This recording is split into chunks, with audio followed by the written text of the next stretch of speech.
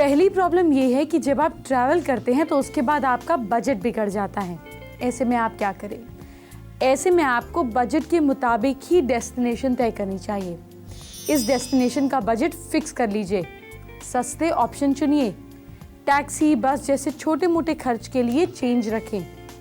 Travel time पूरी तरह से तय हो जाए तो बजट नहीं बिगड़ेगा। आप एक काम और कर सकते हैं, जहां आप घूमना चाहते हैं, जो आपकी डेस्टिनेशंस हैं, जो आपकी इच्छा वाले पॉइंट्स हैं जहां आप जाना चाहते हैं, अपने घर के नॉर्थ वेस्ट में उन कंट्रीज़ का या उन सिटीज़ का आप मैप लगा दीजिए और डेली अगर आप वहाँ पर बैठकर किसी भी तरह से पूजा पाठ करते हैं या चैंटिंग करते हैं तो आपके जाने के रास्ते खुल जाएंगे। ठंड में आपको कहाँ घूमने जाना है, आपके बजट पर आपको कैसे कंट्रोल रखना है, ये सब मैं आगे बताने वाली हूँ।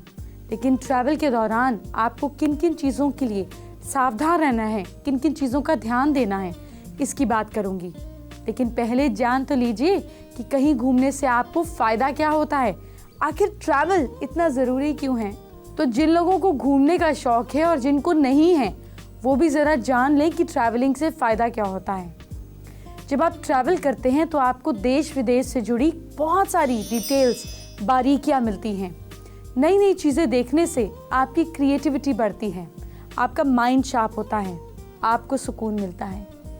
और जब आप ट्रैवल करते हैं तो आप ग्रीनरी वाली जगहों पर जाते हैं तो हरियाली देखने से आपकी आइज़ पर अच्छा असर बनता है, आप रिजेनोवेट हो जाते हैं, क्योंकि नेचर के साथ घुलने मिलने से आपका मन शांत रहता है। सैर ना सिर्फ आपको फ्रेशनेस देती है बल्कि इससे आप कई बीमारियों से भी बचते हैं, आपसे लड़ने की, आपकी इम्यूनिटी की, बॉडी की इम्यूनिटी को स्ट्रेंथ मिलती है। आपका ब्लड प्रेशर नॉर्मल हो जाता है और बढ़ा हुआ कोलेस्ट्रॉल कम होता है, हार्ट अटैक होने के चांसेस घट जाते हैं। साफ हवा में घूमने से सांस से जुड़ी परेशानी दूर हो जाती है।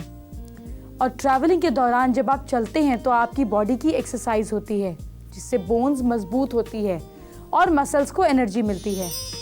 इसके साथ साथ कैंसर और डायबिटीज़ जैसी बीमारियां भी दूर रहती हैं, क्योंकि आपका माइंड जो है वो एक्टिव होता है, फ्रेशनेस के लिए तैयार होता है।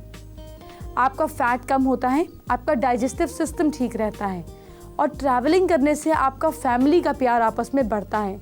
तो अगर आप फैमिली के साथ ट्रैवल करते हैं, दोस्तों के साथ ट्रैवल करते हैं तो ये और भी ज़्यादा अच्छा है।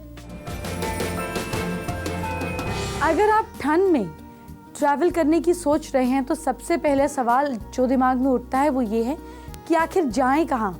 इतनी ठंड होती है कि आपकी जो हिम्मत है वो जवाब दे जाती है। या तो आप देश में घूमने का सोचते हैं या फिर आप सोचते हैं इंटरनेशनल ट्रिप कर लें, पर आपके बजट पर ही सारी बात डिपेंड करती है, ठीक है ना। तो मैं आपको कंट्री के अंदर और कंट्री के बाहर दोनों जगह के ऑप्शन बताती हूँ। अपने हिसाब से आप जगह सिलेक्ट कर लीजिए। लेकिन पहले बात करते हैं इनक्रेडिबल इंडिया की। अगर आपको ठंड पसंद है तो आप गुलमर्ग जा सकते हैं, क्योंकि अगर आपको बर्फ़ का मज़ा लेना है तो वहाँ जाएं।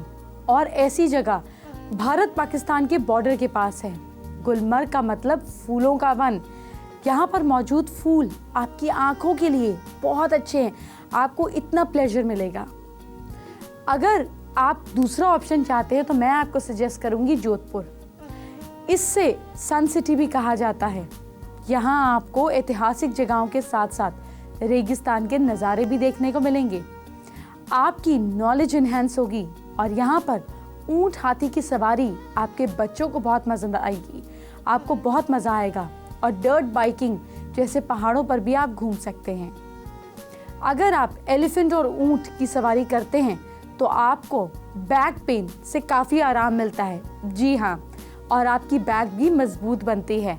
तो देखिए, जो हमारे पुराने ट्रैवल के चीज़ें थी, जो कम्यूटिंग की चीज़ें थी, जो एलिफेंट्स और जो कैमल के ऊपर लोग ट्रैवल करते थे, चलने पर ऐसे लगता है कि झटके आते हैं, लेकिन एक्चुअली ये आपकी बैक को स्ट्रेंथन करते हैं।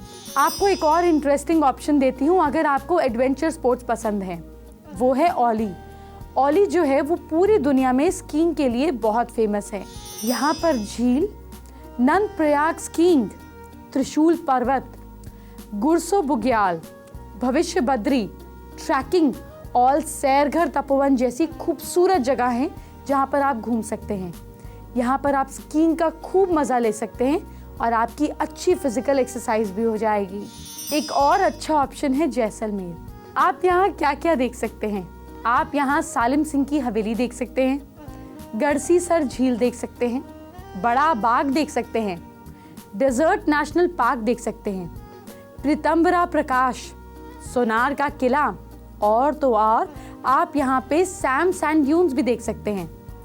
पटवों की हवेली बहुत ही खूबसूरत है और जैन मंदिर ज़रूर जाइएगा। ये सारी जगह आप यहाँ पे देख सकते हैं। आप जीप की सवारी कर सकते हैं, हॉट एयर बलून कर सकते हैं, कैमल राइडिंग कर सकते हैं और पैराग्लाइडिंग भी कर सकते हैं।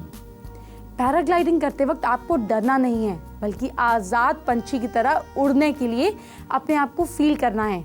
इससे आपका कमज़ोर दिल मजबूत होगा और डर दूर हो जाएगा। अब हम बात करते हैं एक और इंटरेस्टिंग जगह जो कि है शिलोंग। क्या आपको पता है कि ईस्ट इंडिया का शिलोंग को स्कॉटलैंड कहा जाता है? ये जगह पहले असम की राजधानी थी। अब आप यहाँ क्या क्या देख सकते हैं? आप यहाँ मीठा झरना देख सकते हैं, चेरापूंजी जाइए, उमियाम जाइए, शिलोंग पीक जाइए, वॉर्ड्स झील जाइए। ऐसी खूबसूरत जगहों पर आप घूम सकते हैं। तो इस बार सर्दियों में फैमिली को लेकर घूमने ज़रूर जाइए।